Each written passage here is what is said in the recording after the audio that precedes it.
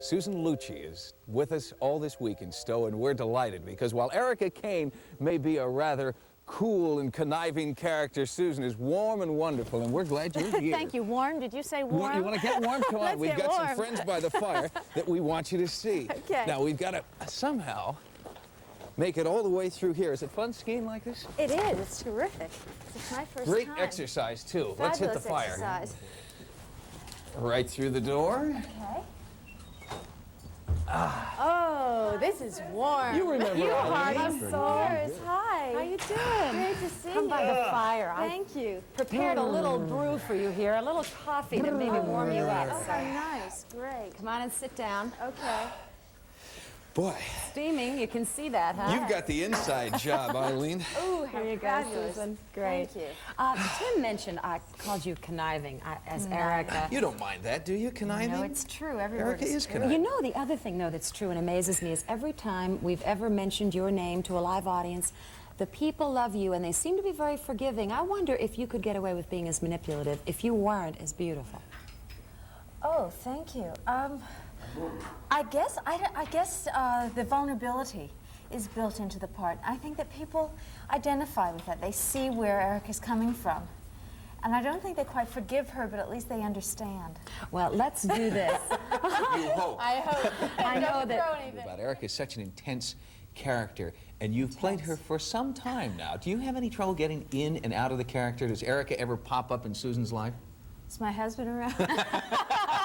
Be honest now. Some days Really? Erica pops up all too frequently. But, you know, on a day-to-day basis, I'm very conscious of putting Erica on, but she comes off like that. Yeah. Do You the know? clothes help? The props, all of those things that make you very glamorous? Oh, the clothes, yeah, well, the clothes help. The clothes would help me actually be in a wonderful mood, you know. They would help any woman be in a wonderful mood. I think I'm very lucky. Well, you mentioned mood. Are you all really a family on the set of All My Children? I mean, off the set, do you play together and have fun? To a large extent, that's true. I mean, when somebody's appearing in another production, I did One Touch of Venus. I made my New York debut recently, and there were a bunch of people from the cast who came down to see me, and we all go see Darnell Williams if he's doing something at Studio 54. Everybody supports everybody That's else. nice. Really Peter Bergman nice. does the Shakespeare Company. It's very hard to put this in a really simple way, but you respond to the script the way it's written by the writers. If you could take Erica in any direction, which way would it be? Oh, what a wonderful question. Off the top of my head, I would take her to Hollywood. Really? Yeah, I would. She wants that very much, and I'd explore that more. Susan, do you remember the last time you were on the show, in the studio? Yes, it was. I think it was in May, about a year and a half ago, and you'd written a phone call for me to do with Mona as the tea. Remember what happened at the end? I remember that it was very special, and I can't think now what it was. I feel terrible. All the I'm men in the sorry. studio lined up and all had roses in their hands. Oh, that's right. Oh, how could I have forgotten that? That was the best. That was fabulous. Well, we repeat ourselves. A way to thank you and your husband and your kids for being here with us all week is just that way. John, are you there? Deja oh, Roses and kisses. terrific. vu. Red Thank roses you. for a beautiful lady. Oh, thank you. Oh, they're fabulous. Aren't they Thank you. beautiful? And kisses come with this. Have to have If you kisses. give me a biscuit, I'll sit up. My turn, John. Gorgeous. Oh, you look Hi, sensational in this thank you. purple. Thank you. I love it. I just love it.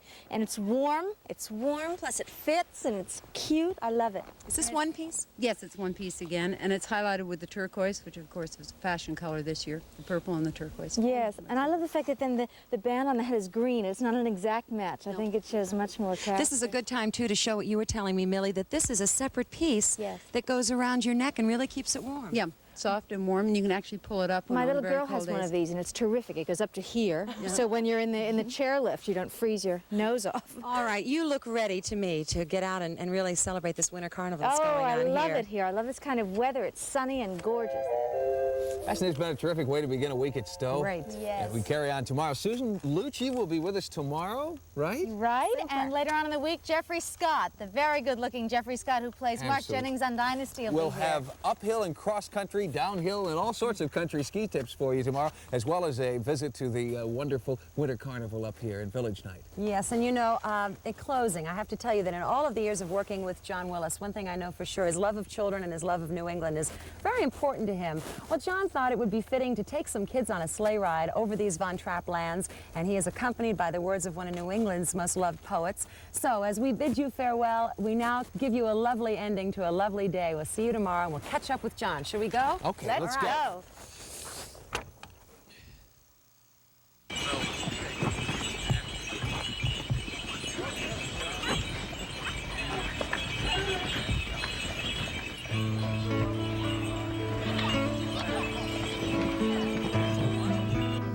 What would a sleigh ride be without the youngsters? And here's a poem by Robert Frost, stopping by woods in a snowy evening. All right, here we go. Whose woods these are, I think I know. His house is in the village, though. He will not see me stopping here to watch his woods fill up with snow. My little horse must think it's queer to stop without a farmhouse near, between the woods and frozen lake, the darkest evening of the year. He gives his harness bells a shake to ask if there's some mistake. The only other sounds the sweep of easy wind and downy flake.